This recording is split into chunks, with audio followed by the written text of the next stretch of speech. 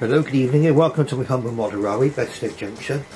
Now tonight we've got a particularly unique night in some ways, in that these three locomotives we're going to be looking at are all made by one manufacturer, and they no longer produce locomotives. In fact, the brand that they were made under is actually now owned by Hornby, and that's Airfix. Yeah, these models, believe it or not, were all produced by Airfix. Now, the model you can see going around the track at the moment is a lovely little 14XX locomotive from Airfix. Now, this model is not a bad little runner, considering that it's been literally through World War III. Okay.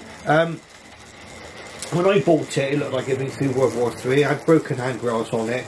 I'm afraid some of the handrails are still broken on it, the one that are on the cab. But you know, it always ran, and it's also putting an Airfix coach. So quite a nice little thing. And bear in mind, this model is probably about 46 years old. I mean, Airfix probably about 1977 is the year that I relate to for this. When you look underneath the model, you can very often see an indication of when these models were made, or at least first produced.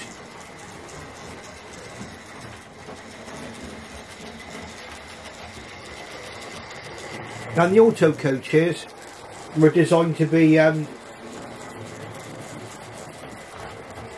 driven by the driver from one end of the coach when the train was running in reverse.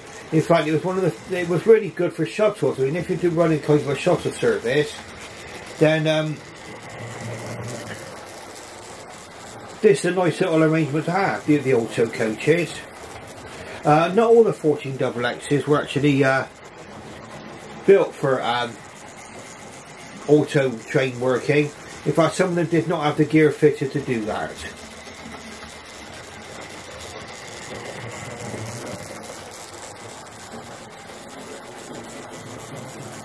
And we'll have a little look, shall we, at what we've got here. Now, the actual body itself is really similar to the one which you get with either the Hornby or the Dapple versions. The way it fits together is more or less identical. The motor and the mechanism is different. I mean, the Airfix motor and mechanism is quite different. And you have to remember that technology sort of like it's moved on a pace over the years. But for their time, these locomotives are very much ahead of their time. Certainly detail-wise, Airfix along with Mainline probably did quite a lot to shake up the modern railway industry.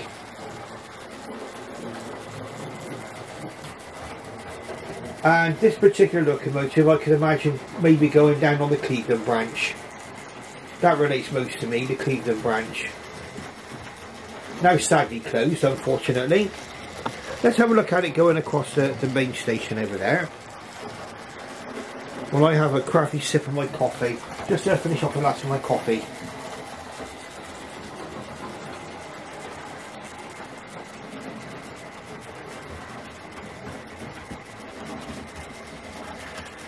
Now, as this locomotive runs on and on, it's running better and better. It was initially a little bit hesitant on points, but now it seems to be running quite well now. These differ very much to the more modern offerings by Dapple and by Hornby, in that these the pickups were not sort of like just bent pieces of tin or whatever they're made out of, you know, copper. These were actually telescopic, these pickups, and they can stick. They're like little telescopic pickups going out onto the wheel, back to the wheels, and as long as you make sure those pickups are absolutely free moving, then you shouldn't have too much of a problem with points, to be honest with you. Very nice runners, these, when they get going. Remember, you're looking at like something that's 40 odd years old. I bought this second hand back in the mid 1990s, and at the time the 14XX model wasn't that common. I think not long after I bought this, I started to come across the Dapple models. In fact, I've got this, which is in late BR livery, fully lined. Really nice, really, in my opinion.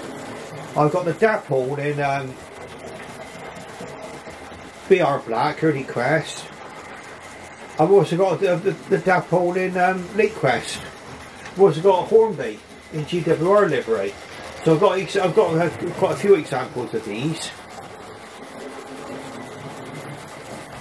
But this was the first one I ever bought by Airfix.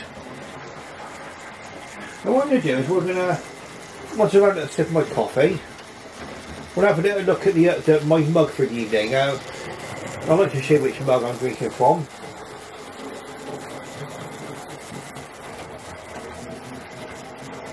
Just in case you're interested. And sorry to bang the tripod on my knee then. And we got the clangers. Some of you may remember the clangers from the 1970s or 80s. There they are. They lived on a little planet. And they were fed by a soup dragon. Well, there we go. Okay, so let's have a look and see now. So what we're going to do in a second, we're going to run our lovely 14 double X in. I'm going to have a look at the next model on our list. Now we've got a couple of we've got this lovely little branch line set up here, and then we've got a couple of mainline locomotives built by Airfix. Now what I'm going to do, just going to change the points, and then hopefully we'll see if we can get a nice smooth run into the station. There we are. Now that made it over my Nightmare Junction without any problems whatsoever. Not bad at all. Just have a change of points there. And we're looking at the next locomotive. Now these little Airfix models, I mean, they can be picked up quite inexpensively. At the time, Airfix was going through a bit of a branding change, I think. They were called they went to GMR, Great Model Railways, but it's still precision made by Airfix. There we are. And back in the 1980s, no, sorry, the mid 1990s, I paid the princely sum of £15.50 for this. 042 tank BR 541530. That's the serial number of it. There we are. Not bad. And the auto coach is also by Airfix, and I've got 4 of these. I would like you to pick up 4 of these, and it also just says Auto Coach BR on there. Well, that's a Western region of British Rail there in that livery. And if you ever buy the Airfix model, they've always got the destination of Didcot written on them. Right, now let's have a look at the next model we're looking at, going over to.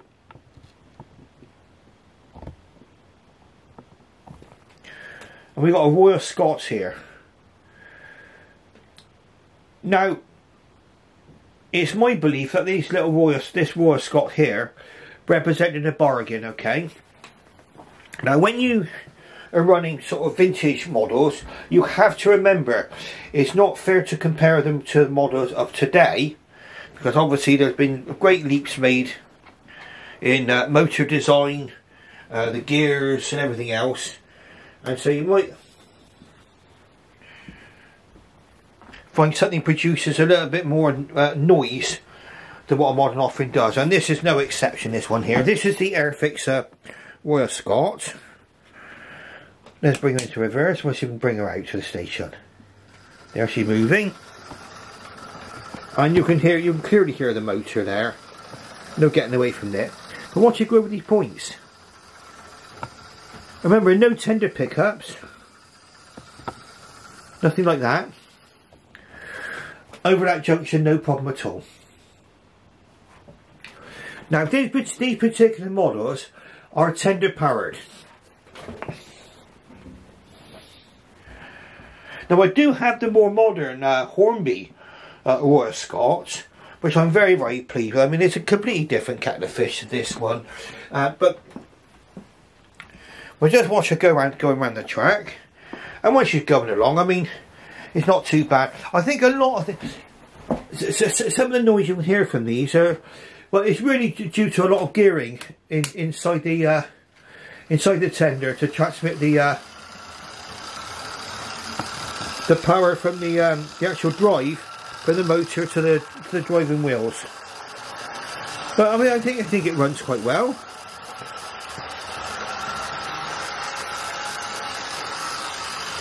Airfix Royal Scot. Again, probably about 50 years old, this model, 40 years old.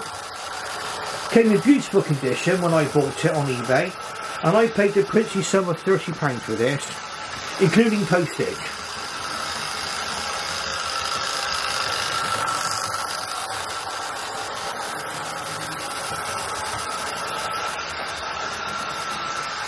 Now, everything in life got its advantages and disadvantages. I picked this up for about a third of the price of what I paid for my Hornby Royal Scot. But obviously the Hornby Royal Scot is loco drive, it's DCC ready, all sorts of other little goodies with it. But this is what you could get in the 1970s. Like I said, probably detail wise, these models probably did shake the world of model railways up a little bit. It's a very handsome looking locomotive, in my opinion. Now the running gear, like all the connection rods and the ball gear, I mean that's all works like a modern locomotive does. It's all a little bit more robust, in my opinion.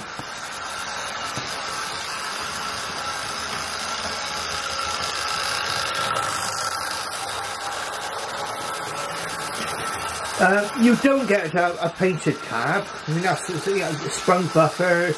Obviously, it won't be DCC ready. I mean, there was no such thing as DCC in the 1970s. Another thing you'll find is that the coal load is probably a little bit more lumpier than you'll find on more modern offerings. But to me, these models have got a charm all of their own, really.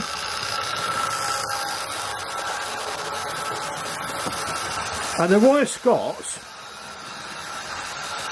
were represented very much a departure by the LMS when they were first built. And this will be the Royal Scot in its rebuilt condition. They had an urgent need in the mid-1920s to come up with more powerful locomotives. I mean, coaches were getting heavier, more luxurious, train lengths were getting longer, and they were up to the mid-1920s. They've been operating on a small engine policy. In fact, I think they were probably one of the last of the operators to run a small engine policy. And these locomotives are actually based on, from what I can gather, are based on the Lord Nelson class.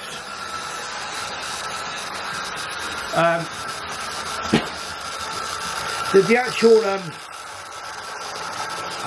requirement by the mid-1920s for a more powerful locomotive was getting rather urgent.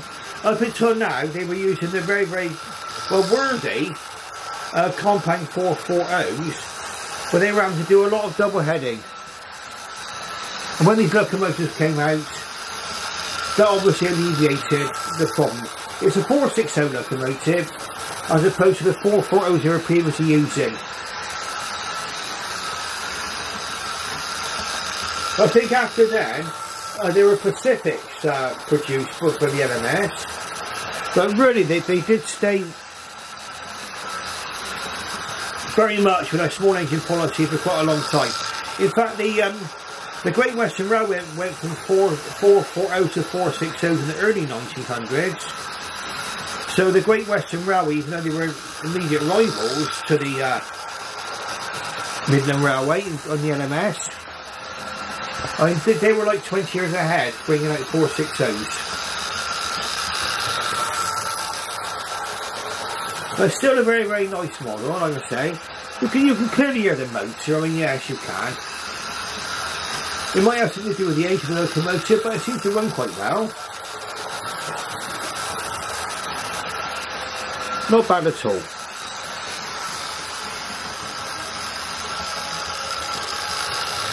And for £30 I'm not complaining.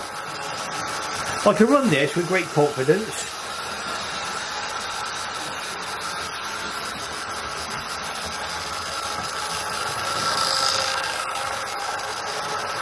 I say what they've got is a kind of a ring plug style motor inside the tender.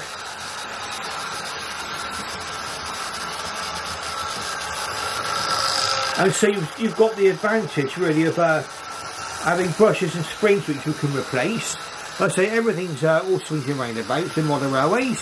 Nowadays everything's obviously these either 3-pole or 5-pole motors. But the actual motors which are put into modern locomotives cannot be repaired, they're non-serviceable. You can't change brushes and springs.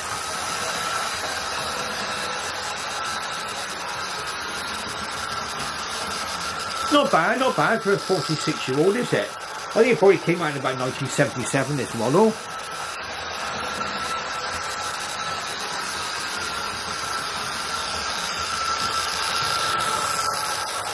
And we're watching her go back over points in a moment as well.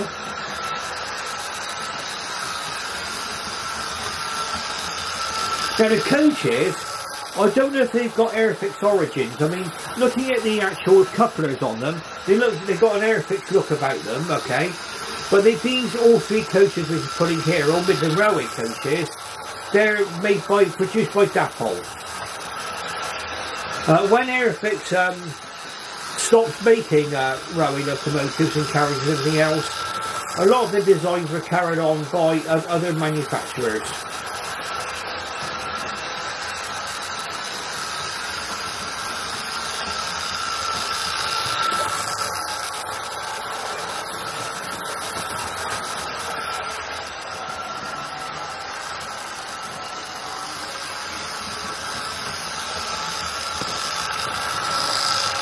Watch it go through the country station over there.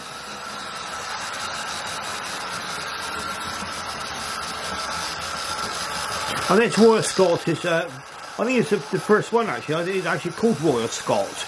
That's the actual name of it.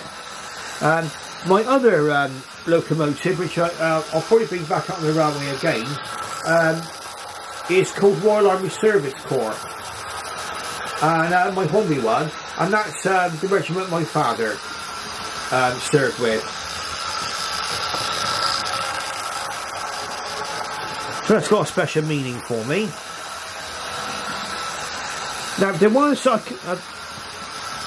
one of the Facebook groups I'm a member of were asking what I was going to run over the weekend, and I didn't get to do a running session over the weekend for various reasons, one reason or another. But I did say I was going to be running at my Airfix Class 31. And that's what you'll be seeing next, running around my little layout.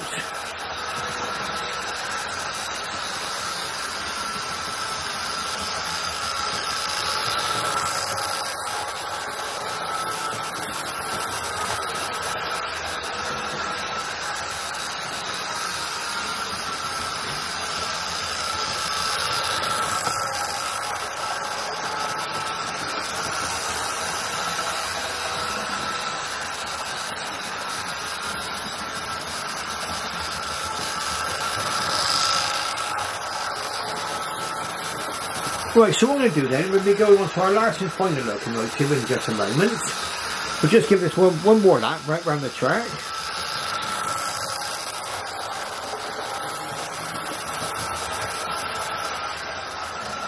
We'll bring her up to the signals. Let's see, she's not bad really, is she? I mean, I will admit a bit more noisier than modern offerings, yes. But it's interesting to see what these models are like. I think if you're not gone totally DCC, and I get DCC. I mean that's it's marvellous what can be done with DCC. But I've only got a little 6 foot by 4 foot layout, and I'm not really going to have more than one train running at a time. So I'm quite happy with my DC. And before we run in, we'll have a little look actually. This is the controller I use. Just a Gauge Master Combo, it's a single track controller. Just basically forward, off, reverse, the middle switch is off, and you twist and go. How easy. And what I've done with this one, because it's quite a light unit, I've actually put blue tack underneath to stick it to the baseboard a little bit better. There we go. So it's not moving about all over the place. Okay, so what we're going to do then, we're going to run this one into the station. And we're going on to our very, very last locomotive, which is the Class 31.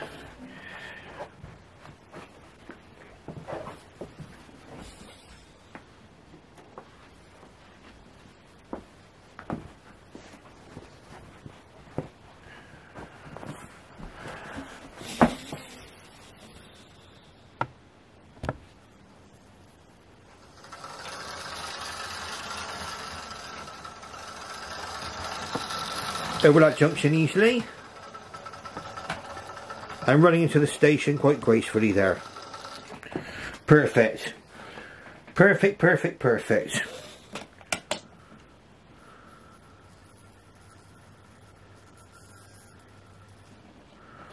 There we go. Excellent. Right, so now the last locomotive we're looking at tonight is this Airfix Class 31. An interesting locomotive in that it represents really a bit of a later period. These didn't come, I think these first appeared on the Western Region of the British Rail in 1969. Okay, so this represents a little bit of a transitional period. Now, obviously, it's part of the changeover from steam to diesel, and in fact the modernisation plan, there were plans being made to replace steam with diesel while British Rail were still actually producing steam locomotives. So I haven't got in the way slightly there. Oh look, Class 31. Now this one here, you'll probably observe, not bad at all. Nice little runner. There we are. The lovely Airfix Class 31.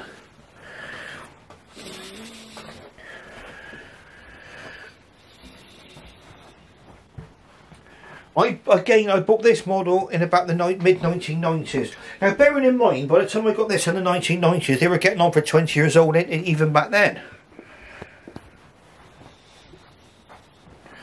And this one was one of the locomotives that sat in my attic until we took up the hobby again.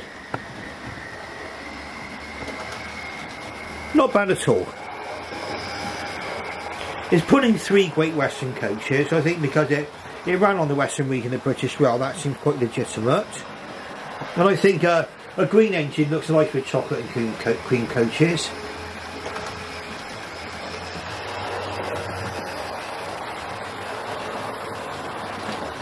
Now, for those of you who are interested, we'll take a look at some of the stuff we've got here now.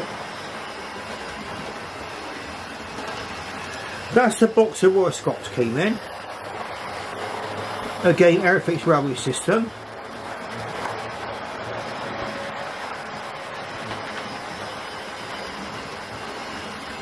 Royal Scot BR livery.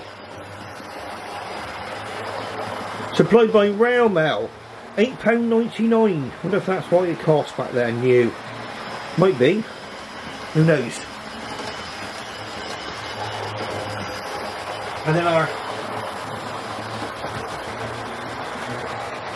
last but not least, this is our A1A Class 31 diesel locomotive in BR green livery. This is what we've got good running around the track now.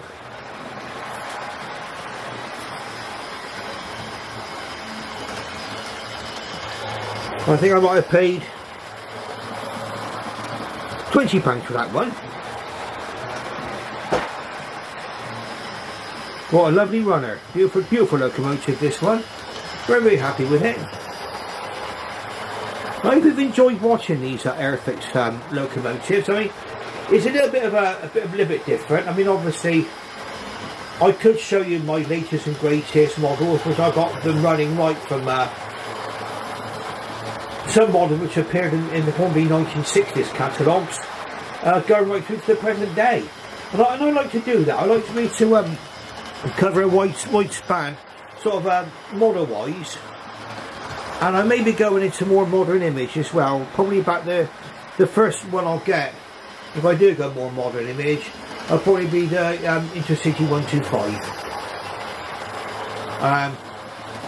The reason for that being, I spent many happy journeys on the travelling with the Intercity 125s, up and down to London and in connection with my work. So they do hold good memories for me.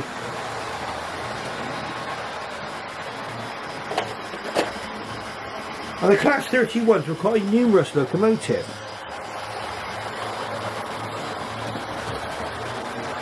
They were built from 1957 to 1962, and 263 were produced.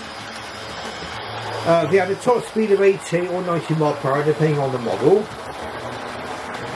And they were first began to be withdrawn in 1975. But the last final one was withdrawn from normal survey, regular service in 2017, and 26 are preserved. That basically represents a 10% survival rate, which is not bad, is it? Not bad at all. Actually, no, it's a very smooth runner.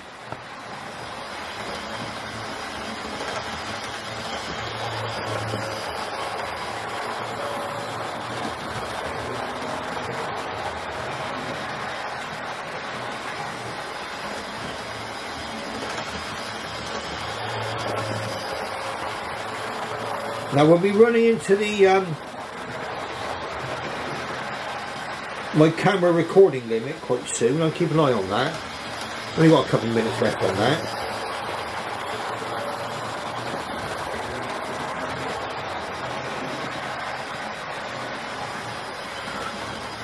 Yeah, quite nice to get these models out again. I've not run my Class 31 for a little while. Like I said, I literally brought this down from the attic. And a light oiling, and it's white as rain. I don't think I've ever looked at the motor on this. I don't think I've ever had the body off, to be honest. Not sure if I have. I don't know. Can't remember. That's the thing about these models. I mean, they're long lasting. I mean, you look at all these models here, and they're about 40 odd years old and still running. Can't be bad, can it?